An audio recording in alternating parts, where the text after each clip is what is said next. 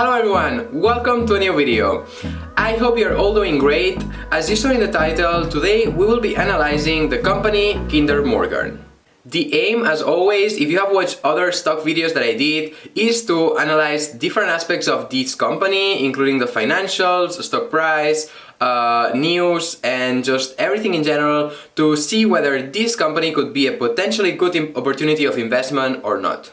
And now I will take the chance to remind you two things. The first one is that I'm no financial advisor and that you should do your own research always when investing in this company or any other stock in the market. And secondly, I also remind you that if you enjoy the video and the content throughout the video, it would really help me a lot if you could just hit that like button, which is just here below. Thank you. That said, let's look at the company Kinder Morgan. This American company operates 83,000 miles, which is equivalent to 133,000 kilometers of pipelines and 147 terminals transporting natural gas, gasoline, crude oil, and CO2 across America. As described in their website, they are like a giant toll road and receive a fee for their services, generally avoiding the commodity price risk. This is very good because they do not depend on the prices of the goods that they transport. In this case, it's like oil, as we mentioned, natural gas, gasoline, CO2, and so on. But they only get a fee for transporting these goods throughout their pipelines and the whole system that they have, and that we will see just at a later point. Of course, they are still reliant on the demand that there is for these products, but at least this is the only factor, and the price of these goods does not come into play like it does with other big energy companies such as, for instance, Exxon, Chevron, and so on.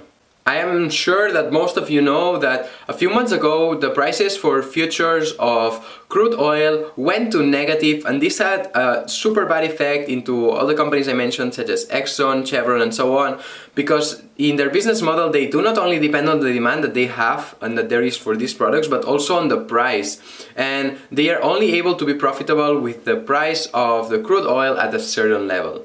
In any case, this is not the case of Kinder Morgan business model, because as we saw, they are only reliant mostly on one factor, which is the demand. Now, looking a bit deeper into their business, let's go and see some very interesting facts about the company that I could see in the investor update for August 2020 displayed in their website. In the following slide, we see a map with the different infrastructures that the company owns across the US. On the top right corner, we have the percentage of infrastructures devoted to each of the segments. And we see that they are very heavy on natural gas, with 63% of their business being devoted to that. Not only they are very heavy on natural gas, but the new projects are very much centered towards this. In fact, they transport 40% of all the US natural gas consumption and exports. And then they also have refined products, terminals, where they can store the respective products, and others. And now, in my opinion, comes a key point, which is the future outlook for natural gas consumption and production, because as we just saw, they are very heavy on that.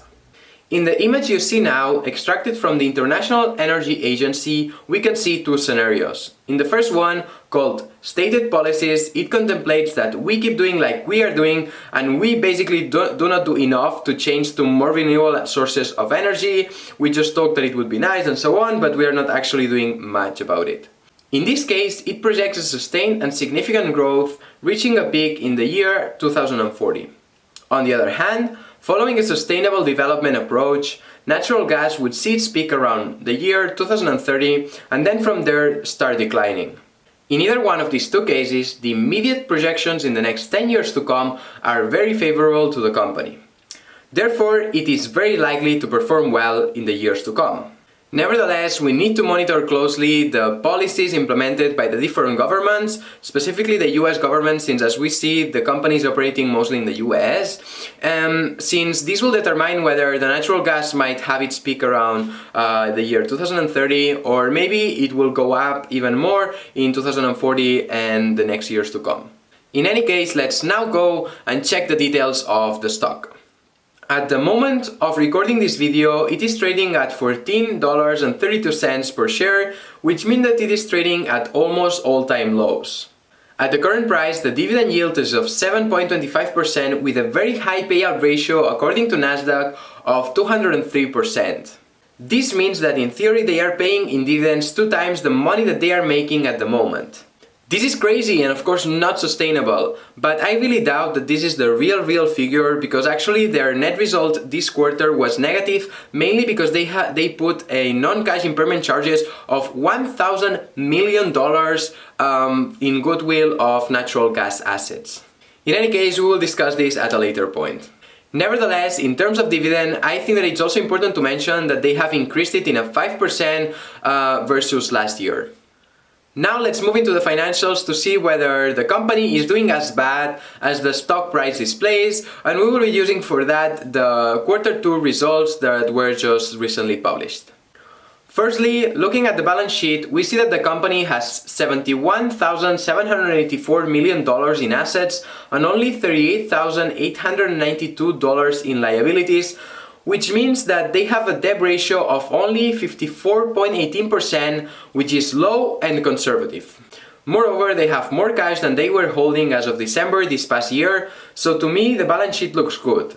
The only thing that I don't like is that the company has now less assets than it had 6 months ago, which essentially means that it is not growing, but on the other hand shrinking, although it is also understandable due to the current situation that all of us are facing and that all of the companies are facing.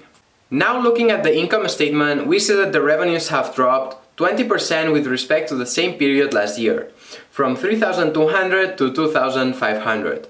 But leaving the revenues, the net result for the period has been of 637 millions in loss. This seems like a lot, but we need to consider that the main reason for it has been the $1,000 million in non-cash impairment of goodwill associated with natural gas. And this, in other words, just means that the natural gas assets are not performing as they were expecting, and they are deducting this $1,000 million from the value that they have. In any case, and as I already explained in other videos that I did, for instance on Walgreens Boots Alliance and so on, this seems to be a very common practice of companies that they are doing at the moment. And it's actually very interesting because they are deducting this from their income statements, but this is actually not an expense that they are paying at the moment with cash. It is something that they already paid long time ago, and they are just deducting it because they are not performing as expected. I think it's important to mention that if they had not included these non-cash impairment charges, they would have reported a net profit for this past quarter of around $400 million. Now checking the performance of the company during these past years, we see that the company has been having profits and even increasing them during the past 4 years. But on the other hand, the stock price has decreased. If I had to give my honest opinion on the stock, I would say that it's a relatively conservative company because their services are needed with the current society that we have, whether the economies are doing good or bad. Of course, they might see a decline in the use of their services, but it is essentially a very conservative company. Moreover, the company, and well, not just the company, but the natural gas sector in general, as we saw earlier on, has a very bright future for at least the next 10 years to come. Therefore, considering that the price of the stock has dropped a lot due to the crisis, but that it is a company that is still generating cash and the financials are looking good, I definitely see upside potential in it. Finally, something that I also find worth mentioning is that the management of Kinder Morgan owns 15% of the total company, which is very interesting because it means that their interests are also very much aligned with the interests of investors like you or me, and also they have a share buyback repurchase program of $2 billion. Me personally, I have just recently purchased some shares of it. I think that it is a company that, despite the whole stock market going up, it has stayed at still relatively attractive prices. It has a yield, as I already mentioned before, of 7.25%, which is very attractive. And finally, I'm planning on holding this stock for at least the next 10 years to come. And then also, as I already mentioned, evaluating on how the government policies come into play. In any case, this is just what I did, and it does not mean that you should do the same. I want to leave this very clear, and you should do your own research. But I think that I will now leave it for today. I hope you enjoyed the video. If you did, then please make sure to give it a like, subscribe to the channel if you're not yet subscribed, and as always, see you next time.